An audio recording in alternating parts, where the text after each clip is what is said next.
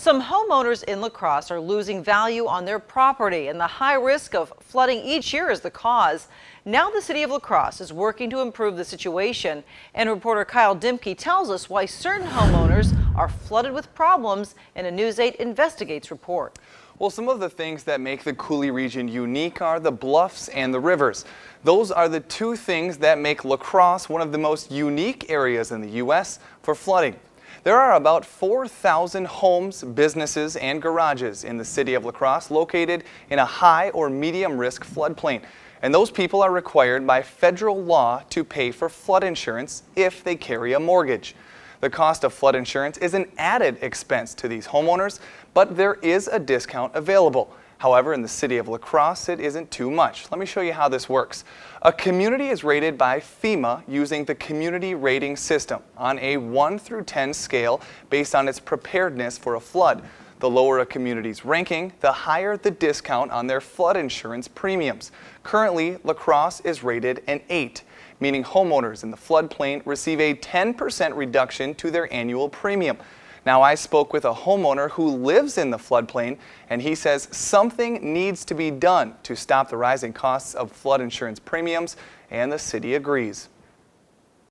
George Lay has lived in his home on La Crosse's north side for 22 years. He's just one of the thousands of homeowners in the city of La Crosse paying the high price of living in the floodplain. The flood insurance has gone up constantly since we've been here. George is currently paying about $400 a year for flood insurance. He says he goes out of his way to lower his premium every chance he gets. I take the very least coverage I can, and every 2 years as I pay down my home, I decrease the coverage so that I can keep it cheaper. La Crosse's floodplain manager says not all folks are as fortunate to only be paying $400 a year. There's insurance policies in the city that are $129 a year all the way up to $6,000 a year.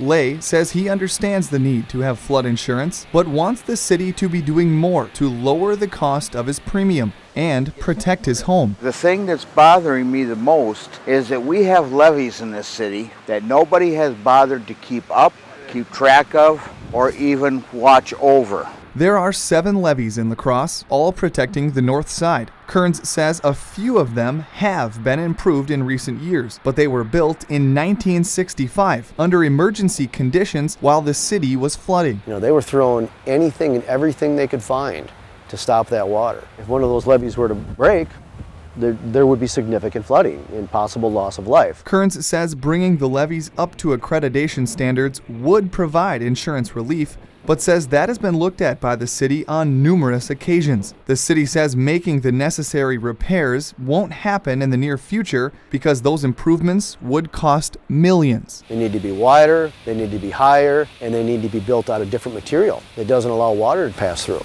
You're playing with people's lives down here. But the issue of rising insurance premiums flows beyond a homeowner's wallet. Kearns says the high cost of flood insurance is affecting the housing market too. It is shutting down the sales in special flood hazard areas. I was hoping to be able to leave the home for the kids to sell, split the money, and at least leave them something.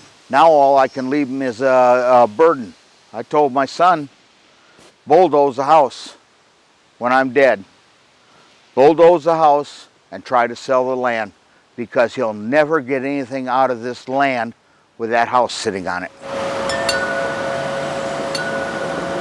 Kearns says there is hope for these homeowners, however. La Crosse officials have recently begun working to reduce the city's community rating system from an 8 to a 7, which would give homeowners like George a 15% deduction on their annual premium. Activities from storm drains, storm sewers, maintenance programs. It's a wide range of activities. We're moving in the right direction, and I feel very good about our next visit in our rating systems. But until that happens, George says he will continue his battle with the city until he and his neighbors are safe. If we can get anybody out of the floodplain, we're that much further ahead.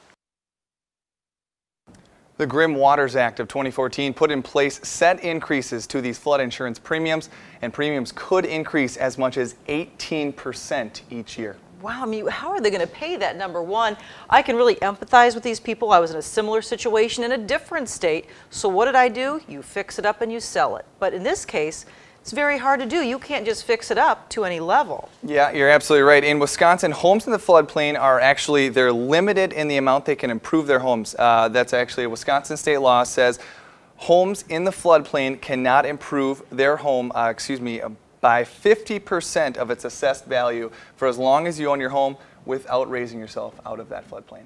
All right, hey, thank you very much, Kyle. You know, well, the next assessment for the rating system will take place in 2017. The floodplain manager says last year about $600,000 in insurance premiums left the city of La Crosse and went to the federal government. Some years, though, that number has been closer to $1 million.